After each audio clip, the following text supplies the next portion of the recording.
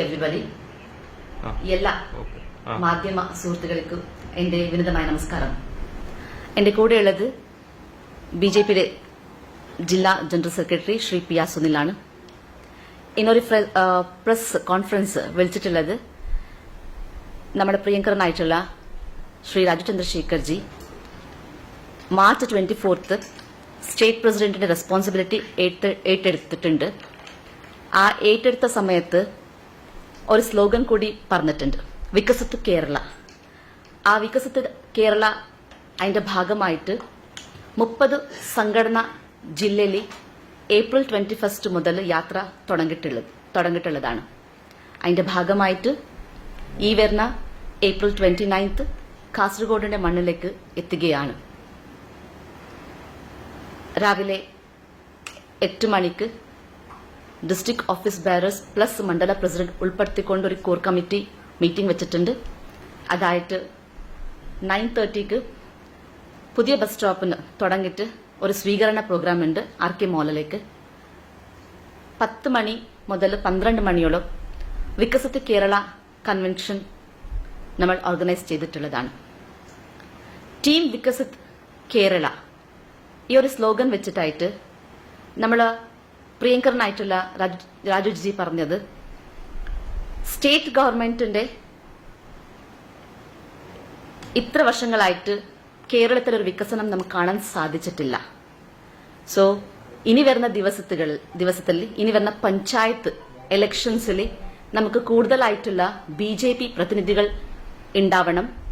ആ ബിജെപി പ്രതിനിധികൾ അല്പം ഒറ്റക്കെട്ടായിട്ട് കൂടിയിട്ട് നമുക്ക് കേരളത്തിന്റെ ഡെവലപ്മെന്റ്സ് കൊണ്ടുവരുന്നതാണ്. സോ ഈ എല്ലാ പ്രോഗ്രാമിലേക്ക് ഞാൻ നിങ്ങളെ ആദരപൂർവമായിട്ട് ക്ഷണിച്ചുകൊള്ളുന്നു. അതേപോലെ നിങ്ങളെ സമ്പൂർണമായിട്ടുള്ള സപ്പോർട്ട്സ് കൂടി ഞാൻ അഭ്യർത്ഥിക്കുന്നു.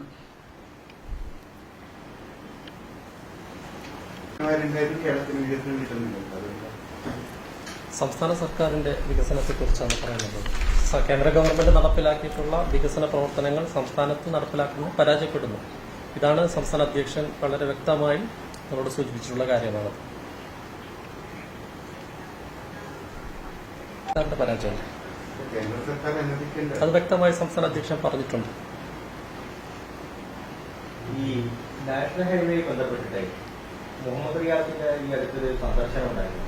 ആ സന്ദർശനത്തിന് നാഷണൽ ഹൈവേ പണി പൂർത്തിയാക്കുന്ന വഴി ഘട്ടഘട്ടമായി തുറന്നു കൊടുക്കുന്നതാണ് പറഞ്ഞത്. ഇതൊരു പൊളിറ്റിക്കൽ ആംഗിൾ വരുന്നുണ്ടല്ലോ. കേന്ദ്ര സർക്കാർ നിതിൻ ഗഡ്കരിയോ പ്രധാനമന്ത്രി ഉദ്ഘാടനത്തിന് മുൻപ് സംസ്ഥാന സർക്കാർ ഉദ്ഘാടനം നടത്തുക എന്നുള്ളൊരു ധ്വനിയായിരുന്നു. അതിൽ ബിജെപി ഇറങ്ങിയിരിക്കുന്ന പ്രതിഷേധ പരിപാടികളോ മറ്റോ നടത്താൻ ഉദ്ദേശിക്കുന്നുണ്ടോ? കഴിഞ്ഞ ദിവസത്തിൽ നമ്മൾ കണ്ടതാണ് അതൊരു റോഡ് ഷോ നടത്തിയിട്ടുള്ളത്. നമുക്കെല്ലാവർക്കും അറിയാം, സെൻട്രലിൽ നിന്ന് എന്ത് വന്നു കഴിഞ്ഞെങ്കിലും സ്റ്റേറ്റ് ഗവൺമെന്റ് അതിന്റെ നെയിം യൂസ് ആക്കിയിട്ടായിട്ട് നമ്മൾ കൊണ്ടുവന്നതാണെന്ന് പറഞ്ഞിട്ടായിട്ട് ജനങ്ങളെ പറ്റിക്കുന്നതാണ്. പക്ഷെ ഈ പ്രാവശ്യം വ്യക്തമായിട്ടുള്ള ക്ലിയർ ക്രിസ്റ്റൽ പോലെ ജനങ്ങൾക്ക് നന്നായിട്ട് അറിയും ഈ നാഷണൽ ഹൈവേ എവിടെ നിന്നാണ് വന്നിട്ടുള്ളതെന്ന്. ഫസ്റ്റ് തന്നെ ഇനോഗ്രേഷൻ സമയത്ത് നിതിൻ ഗഡ്കർജി ക്ലിയർ ആയിട്ട് കൊടുത്തതാണ്. സോ നമ്മൾ നമ്മളൊരു പ്രൊട്ടസ്റ്റ് വേണ്ട ഞങ്ങൾ വിചാരിച്ചതാണ്.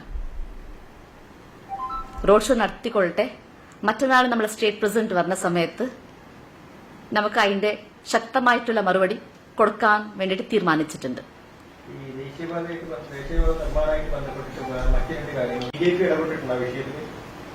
ബിജെപി നമ്മൾ ശക്തമായിട്ട് ഇടപെട്ടിട്ടുണ്ട്.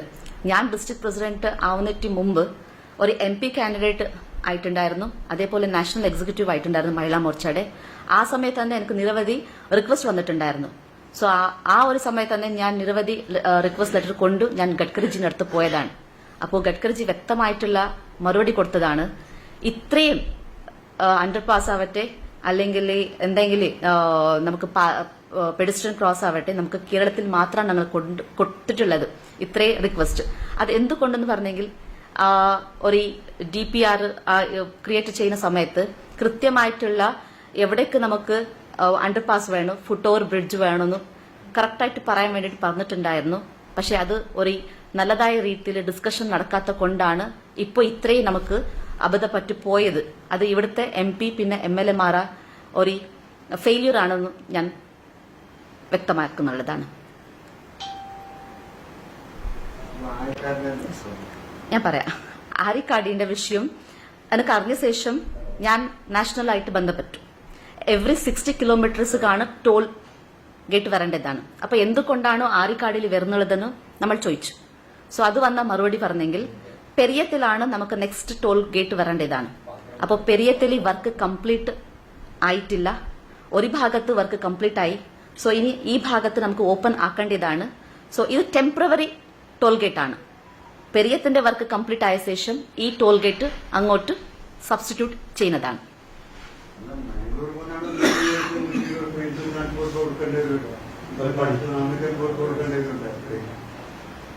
അത് നമ്മൾ ഡിസ്കസ് ചെയ്ത കാര്യങ്ങളാണ്.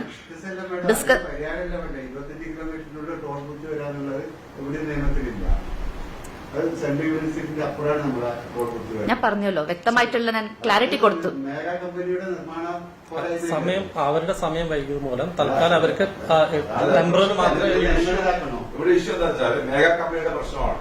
അതെ, അപ്പൊ മേഘ കമ്പനിയുടെ ഒരു ഇഷ്യൂവിന്റെ പുറത്ത് സാധാരണക്കാരായ ജനങ്ങളിൽ പ്രവർത്തിക്കുന്നത് ശരിയാണോ എന്നുള്ളതാണ് ഇവിടെ വരുന്ന ഒരു പ്രധാന പ്രശ്നം. അതിലെന്താ ബിജെപിയുടെ നിലപാടെന്നാണ് ചോദ്യം. ബിജെപിയുടെ നിലപാട് പറഞ്ഞെങ്കിൽ നമ്മൾ ഇപ്പോ ഞാൻ നേരത്തെ പറഞ്ഞ പോലെ അതിന്റെ റിപ്പോർട്ട് നമ്മൾ ചോദിച്ചിട്ടുണ്ടായിരുന്നു. അപ്പൊ വ്യക്തമായിട്ടൊരു റിപ്പോർട്ടാണ് നമുക്ക് കിട്ടിയിട്ടുള്ളത്. സോ പെരിയത്തിന്റെ വർക്ക് കംപ്ലീറ്റ് ആയ ശേഷം ഇത് അങ്ങോട്ട് മാറ്റിവെക്കും. അങ്ങോട്ട് മാറ്റി വെച്ചിട്ടില്ലെങ്കിൽ BJP മുമ്പിൽ നിന്നിട്ടായിട്ട് പ്രൊട്ടസ്റ്റ് ചെയ്യുന്നതാണ്. ഒരു റോഡിൽ ടോൾ എന്ന് പറയുന്നത് ആ റോഡ് പൂർത്തിയാകുമ്പോഴാണ് വർക്ക് ഇൻകംപ്ലീറ്റ് ആവാത്തതാണ് ഇത് പ്രശ്നം. ആക്ച്വലി കൊടുത്തിട്ടുള്ള ടാർഗറ്റ് ഓൾറെഡി കംപ്ലീറ്റ് ആയി. അതിന്റെ വർക്ക് ഒരു മിനിറ്റ് ഞാൻ പറയാം. ഞാൻ പറയാം.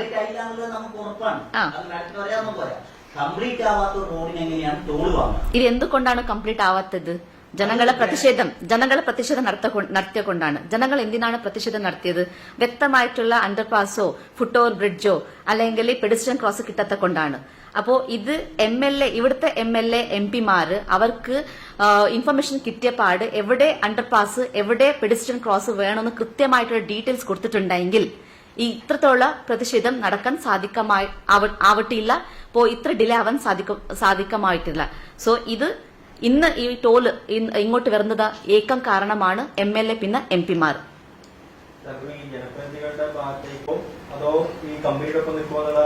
തീർച്ചയായിട്ടും ജനങ്ങളുടെ കൂടെയാണ് BJP.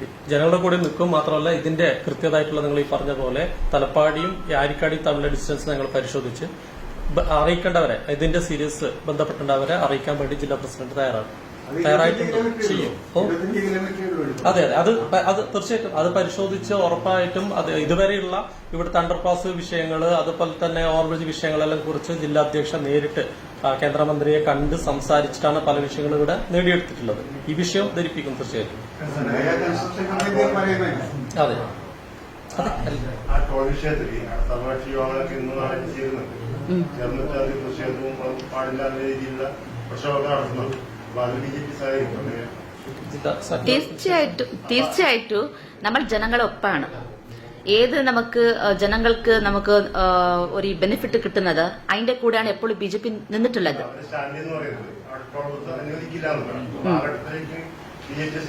ശക്തമായിട്ടുള്ള അപ്പോസിഷൻ ഞങ്ങളുടെ ഭാഗത്തുനിന്നുണ്ടാവും.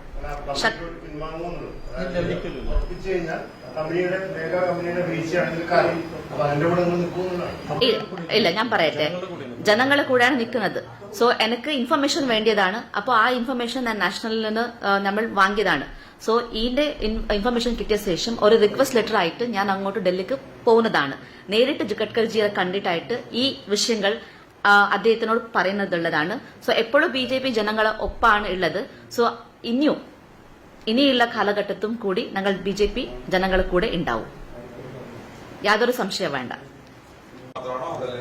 അത് രാവിലെ അദ്ദേഹത്തിന് സ്വീകരണം 9:30 നമ്മൾ ഈ പുതിയ ബസ് സ്റ്റാൻഡ് പരിസരം കല്യാൺ സിൽസിന്റെ മുമ്പിൽ വെച്ച് അദ്ദേഹത്തിന് സ്വീകരണം കൊടുക്കും. അതിനുശേഷം RK മാളിൽ വെച്ച് നടക്കുന്ന യോഗത്തിൽ പഞ്ചായത്ത് ജനറൽ സെക്രട്ടറി ഉപരിയുള്ള പാർട്ടിയുടെ നേതാക്കന്മാർ, അതോടൊപ്പം തന്നെ 2015-2020 കാലഘട്ടങ്ങളിൽ ജനപ്രതിനിധികളായിട്ടുള്ളവർ, BJPയുടെ മുതിർന്ന സജീവാംഗങ്ങൾ, അതോടൊപ്പം തന്നെ NDAയുടെ പ്രധാനപ്പെട്ട ജില്ലാതല നേതാക്കന്മാർ, പരിവാർ പ്രസ്ഥാനത്തിലെ പ്രധാനപ്പെട്ട നേതാക്കൾ ഇത്രയും ആൾക്കാർ ഉൾപ്പെടുത്തിക്കൊണ്ടാണ് യോഗം നടക്കുന്നത്. നേതാക്കന്മാർക്ക് വേണ്ടിയുള്ള നേതാക്ക പ്രതിനിധികൾക്കും അത് കഴിഞ്ഞ ശേഷം രണ്ട് പ്രധാനപ്പെട്ട വീട് നമ്മൾ സമ്പർക്കം ചെയ്യുന്നതാണ്. അദ്ദേഹം പിന്നെ തിരിച്ച് വന്ദേ ഭാരത്തിലാണ് തിരിച്ചു പോകുന്നത്. ഇനി വരുന്ന ദിവസത്തിൽ അദ്ദേഹം മന്ത്ലി വൺസ് ഇവിടെ കാസർഗോഡ് വിസിറ്റ് ചെയ്യുന്നതാണ്. സോ ഇതൊരു ഫസ്റ്റ് ആദ്യഘട്ടമായിട്ട് സ്റ്റേറ്റ് പ്രസിഡന്റ് ആയ ശേഷം കാസർഗോഡ് മണ്ണിലേക്ക് വരുന്നതാണ്. അപ്പോൾ ഈ എല്ലാ പ്രോഗ്രാമുകൾക്ക് ഞാൻ നിങ്ങളെ വെൽക്കം ചെയ്യുന്നു. മന്ത്രി മനസ്സ് പ്രാക്ടിക്കലാണോ? നിങ്ങൾക്ക് 30 ജില്ലകളില്ലേ? നിങ്ങൾക്ക് 30 30 ജില്ല 30 ആയി 30 ദിവസമുണ്ട് പരിപാടി. പുനഃസംഘടനയിൽ BJP-യിൽ അതൃപ്തിയുണ്ടോ? ജില്ലാ കമ്മിറ്റി പുനഃസംഘടന ഇല്ലല്ലോ, പല പ്രമുഖരെയും ഒഴിവാക്കിയതുകൊണ്ട് നമ്മൾ ആരും ഒഴിവാക്കിയിട്ടില്ല. ബിക്കോസ് നമ്മളെ ഒരു BJP പറഞ്ഞെങ്കിൽ പാർട്ടി വിത്ത് ഡിഫറൻസ് ആണ്. പുതിയ മുഖം കൊണ്ടുവരാൻ വേണ്ടിയിട്ടാണ് നരേന്ദ്രമോദിജി എപ്പോഴും പറയുന്നത് ഉള്ളത്. അതേപോലെ നിങ്ങൾക്ക് നന്നായിട്ടറിയാം, അശ്വിനി ML ഒരു പുതിയ മുഖമായിട്ട് കാസർഗോഡിലേക്ക് വന്നതാണ്. സോ ഈ പ്രാവശ്യം ഡിസ്ട്രിക്ട് കമ്മിറ്റിയിൽ നമ്മൾ പുതിയ ഗ്രൂപ്പ്, ബിക്കോസ് നമ്മൾ നെക്സ്റ്റ് ഇനി വരുന്ന ദിവസങ്ങൾ നമുക്ക് ഇവിടെ യുവാക്കൾ ഉണ്ടാക്കണം. ഞാൻ രാജു ചന്ദ്രശേഖർജി പറഞ്ഞ പോലെ നേതാവാവണല്ല വന്നത്, നമ്മൾ നേതാക്കളെ ഉണ്ടാക്കാൻ വേണ്ടിയിട്ടാണ് വന്നിട്ടുള്ളത്. സോ ഇവിടെ നമ്മുടെ ലീഡർഷിപ്പിൽ എത്രയോ നേതാക്കൾ ഉണ്ടാക്കാൻ സാധിക്കുമോ അത്ര നേതാക്കൾ ഉണ്ടാക്കും. ഇനിയും നമ്മൾ ഈ സംഘടനാ പർവ് കംപ്ലീറ്റ് ആയിട്ടില്ല, നമ്മുടെ ജില്ലാ കമ്മിറ്റിയും പൂർത്തിയായിട്ടില്ല, ഇനിയും ഇൻക്ലൂഡ് ചെയ്യുന്നതാണ്. അതേപോലെ സ്റ്റേറ്റ് ഭാരവാഹിത്വം പെൻഡിംഗ് ഉണ്ട്. മോർച്ചകള് കമ്മിറ്റി അംഗങ്ങളും ആ മോർച്ചന്റെ ഓഫീസ് ബാരേഴ്സ് എല്ലാം ഇൻകംപ്ലീറ്റ് ആണ്. സോ ഇനി വരുന്ന ദിവസത്തിൽ എല്ലാവരും ഉൾപ്പെടുത്തിക്കൊണ്ട് ഇൻക്ലൂസീവ് ആക്കിയിട്ടായിട്ട് ഒരു ടീം വികസിത് കാസർഗോഡ് എന്ന സ്ലോഗൻ വെച്ചിട്ടാണ് ഞങ്ങൾ മുമ്പോട്ട് പോകുന്നതാണ്. നേരത്തെ വലിയ ഇഷ്യൂ ഒക്കെ ഉണ്ടായിരുന്നു. BJP-യിലെ ഓഫീസ് താഴെ മുട്ടുന്ന ഒരു അവസ്ഥയൊക്കെ വന്നു. ആ വിഭാഗത്തൊക്കെ പരിഹരിക്കാൻ പറ്റുമെന്ന് പ്രതീക്ഷിക്കുന്നുണ്ടോ? അത് ഓൾറെഡി പരിഹരിച്ചു. യെസ്. ഈ BJP കാസർഗോഡ് അത്യാവശ്യം സംഘടനാ സംവിധാനമുള്ള ജില്ലയാണ്, സ്വാധീനമുള്ള ജില്ലയാണ്. പക്ഷേ പലപ്പോഴും മോർച്ചകളുടെ പ്രവർത്തനം അത് മുന്നോട്ട് പോകുന്നത്. അതിന്റെ പ്രധാനപ്പെട്ട ഒരു ഉദാഹരണമാണ് യുവമോർച്ച. കഴിഞ്ഞ തവണ യുവമോർച്ചയ്ക്ക് ഒരു ജില്ലാ പ്രസിഡന്റ് ഉണ്ടായിരുന്നു, പക്ഷേ കൃത്യമായിട്ട് ഒരു ജില്ലാ കമ്മിറ്റി ഉണ്ടെന്ന് ചൂണ്ടിക്കാണിക്കാൻ വേണ്ടി സാധിച്ചിട്ടില്ല. സമരങ്ങളൊക്കെ നടത്തിയിട്ടുണ്ടാവും, പക്ഷേ ജില്ലാ കമ്മിറ്റി ഉണ്ടെന്ന് ചൂണ്ടിക്കാണിക്കാൻ വേണ്ടി സാധിച്ചിട്ടുണ്ടാവില്ല. ഇത്തവണ നമ്മൾ മോർച്ചകളുടെ പ്രവർത്തനം വിപുലപ്പെടുത്താൻ വേണ്ടി എന്തെങ്കിലും പ്രത്യേക സംവിധാനം എടുക്കുന്നുണ്ടോ? തീർച്ചയായിട്ടും ഒരു ആക്റ്റീവായിട്ടുള്ള ജില്ലാ പ്രസിഡന്റ് ഉൾപ്പെടെയുള്ള ആൾക്കാരാണ് നമ്മൾ എല്ലാ മോർച്ചകളെ എന്ത് പറയുന്നത് വി ഹാവ് സെർച്ച്ഡ്.